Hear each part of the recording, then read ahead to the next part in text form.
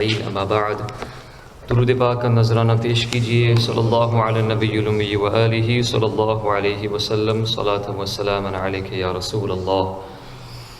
امام جلال الدین سیوطی رحمۃ اللہ علیہ کی کتاب شرح الصدور بشرح حال الموت والقبور میں سے چند احادیث کریمہ موت اور اس کے متعلق اور موت اور ما بعد الموت کے متعلق انشاءاللہ پیش کی جائے گی۔ بسم اللہ الرحمن الرحیم۔ ابن ابی شیبہ نے مصنف میں روایت کی کہ پہلی امتوں میں ایک شخص تھا جس نے 40 سال تک خشکی میں خدا کی عبادت کی۔ پھر اس نے دعا کی کہ اے اللہ، مجھے شوق ہے کہ میں تیری عبادت سمندر میں کروں۔ چنانچہ وہ ساحل سمندر پر آیا اور لوگوں سے کہا کہ مجھے بھی کشتی میں بٹھاؤ۔ انہوں نے بٹھا لیا۔ کشتی چلتے چلتے ایک درخت کے پاس پہنچ گئی۔ یہ درخت پانی میں ایک کنارے پر تھا۔ اس نے کہا کہ مجھے اس درخت پر بٹھا دو۔ لوگ اسے بٹھا کر آگے چل دیے۔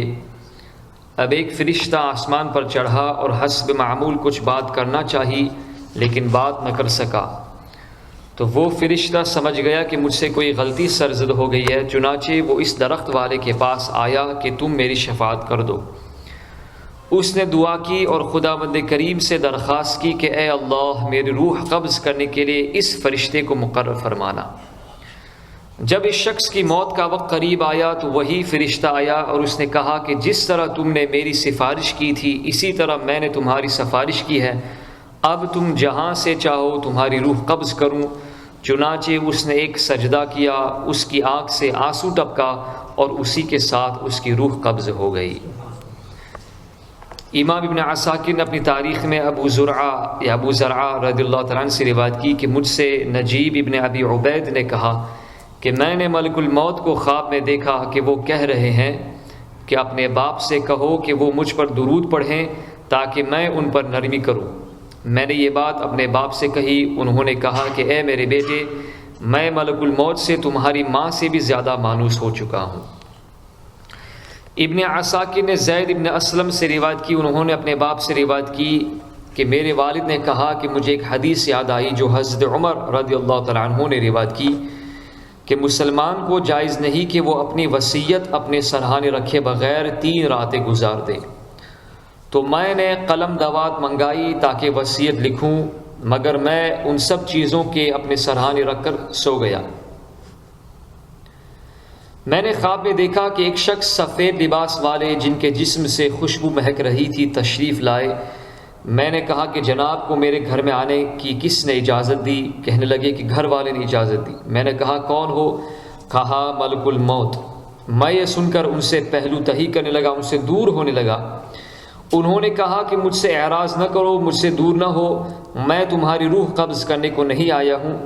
میں نے کہا کہ میرے لیے جہنم کی آگ سے نجات کا پروانہ لکھ دیجئے۔ تو ملک الموت علیہ السلام نے کہا کہ قلم دوات لاؤ۔ میں نے انہیں قلم دوات اور کاغذ اٹھا کر دے دیا جو سرہانے رکھ کر سو گیا تھا۔ تو انہوں نے لکھا بسم اللہ الرحمن الرحیم استغفر اللہ استغفر اللہ، اور اسی سے کاغذ کے دونوں حصے بھر دیے اور کاغذ مجھے واپس دے دیا اور کہا کہ یہ ہے تمہارا نجات نامہ۔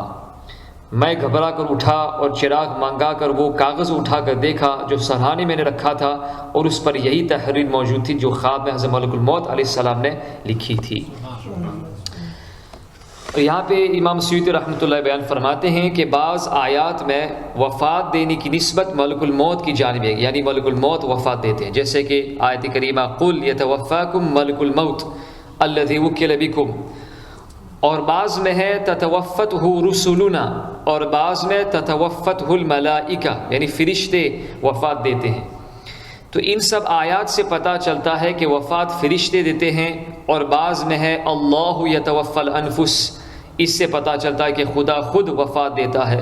تو بظاہر ان آیت میں ٹکراؤ معلوم ہوتا ہے، لیکن امام قرطبی رحمۃ اللہ علیہ نے کہا کہ ان میں کچھ ٹکراؤ نہیں ہے، کیونکہ ملک الموت روح قبض کرنے والے ہیں جبکہ دیگر فرشتے مددگار ہوتے ہیں، اور خدا ہی فاعل حقیقی ہے، یعنی خدا ہی حقیقتاً موت عطا فرماتا ہے۔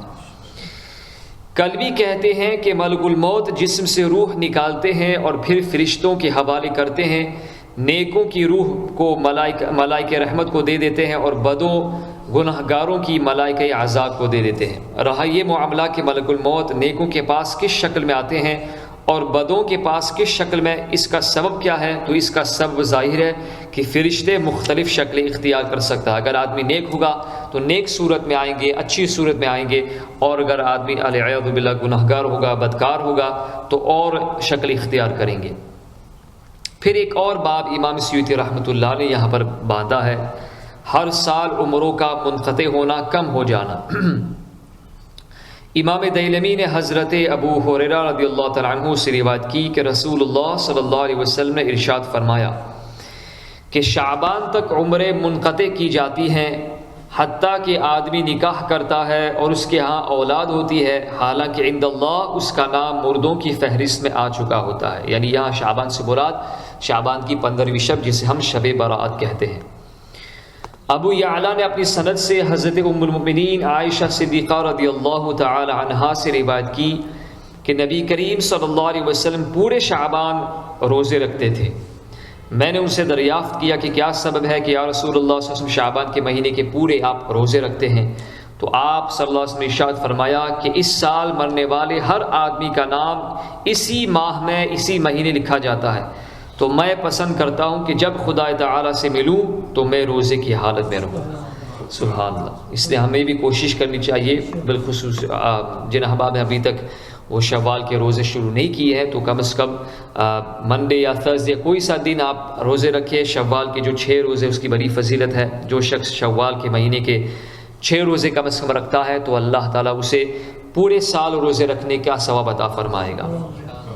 ابن ابی دنیا نے حضرت عطا ابن یسار رضی اللہ تعالیٰ عنہ سے روایت کی کہ جب نصف شعبان کی رات ہوتی ہے، یعنی 15ویں شب ہوتی ہے شعبان شریف کی، تو ملک الموت کو ایک صحیفہ، ایک پرچہ دیا جاتا ہے اور کہا جاتا ہے کہ اس میں جتنے آدمی ہیں ان کی روحیں قبض کرو، کیونکہ انسان درخت لگاتا ہے، نکاح کرتا ہے، گھر بناتا ہے اور اس کی اولاد ہوتی ہے، حالانکہ اس کا نام مردوں میں لکھا جا چکا ہے۔ اس لیے کہا جاتا ہے آگاہ اپنی موت سے کوئی بشر نہیں، سامان 100 برس کا ہے پل کی خبر نہیں۔ امام ابن جریر نے عمر جو عفرا کے غلام تھے ان سے روایت کی کہ لیلۃ القدر میں مرنے والوں کے نام لکھ دیے جاتے ہیں اور انسان درخت لگانے اور نکاح کرنے میں مصروف رہتا ہے، حالانکہ اس کا نام مردوں میں ہو جاتا ہے۔ ابن جریر نے اکرمہ سے روایت کی کہ شعبان کی 15ویں سے لے کر دوسرے شعبان تک کے تمام امور طے ہو چکے ہوتے ہیں۔ اللہ تعالیٰ تمام معاملات کو فرشتوں کے حوالے کر دیتا ہے۔ زندوں اور مردوں کی فہرست اور حاجیوں کی فہرست، کتنے لوگ اس سال حج کرنے والے ہیں، پھر وہ ساری فہرست ان کو دے دی جاتی ہے، پھر اس میں زیادتی اور کمی نہیں ہو سکتی۔ دینوری نے مجالسہ میں روایت کی کہ نبی کریم صلی اللہ علیہ وسلم نے فرمایا کہ نصف شعبان کی رات میں اللہ تعالیٰ فرشتے کو وحی کرتا ہے کہ جس نفس کو اس سال قبض کرنا ہے کر لے۔ ابن ابی دنیا اور حاکم نے مستدرک میں عقبہ ابن عامر رضی اللہ تعالیٰ عنہ سے روایت کی کہ رسول اللہ صلی اللہ علیہ وسلم نے فرمایا کہ بندے کی موت کا علم سب سے پہلے حافظ کو ہوتا ہے۔ حافظ سے مراد جو محافظ فرشتہ ہوتا ہے، جو ہر آدمی ہر مومن کے ساتھ جو محافظ فرشتے ہیں، سب سے پہلے اس حافظ فرشتے کو علم ہوتا ہے، کیونکہ وہ بندے کا عمل لے کر چڑھتا ہے اللہ تعالیٰ کی بارگاہ میں اور رزق لے کر کے اترتا ہے۔ تو جب بندے کا رزق بند ہو جاتا ہے تو وہ جان لیتا ہے کہ اب یہ مرنے والا ہے۔ ابو الشیخ نے اپنی تفسیر میں محمد ابن حماد رضی اللہ تعالیٰ عنہ سے روایت کی کہ اللہ تعالیٰ کے عرش کے نیچے ایک درخت ہے، اس میں ہر مخلوق کا ایک پتا ہے، ایک لیف ہے، تو جس بندے کا پتا ٹوٹ کر نیچے گر جاتا ہے اس کی روح نکل جاتی ہے۔ یہی معنی ہے اللہ کے اس قول کے وَمَا تَسْقُطُ مِن وَرَقَةٍ إِلَّا يَعْلَمُهَا، یعنی جو پتا ٹوٹ کر گرتا ہے اللہ تعالیٰ اس کو جانتا ہے۔ اللہ رب العزت ہمیں ایمان و عافیت کے ساتھ موت نصیب فرمائے، اور موت آنے سے پہلے اللہ تعالیٰ ہمیں سچی توبہ کرنے کی سعادت اور توفیق عطا فرمائے۔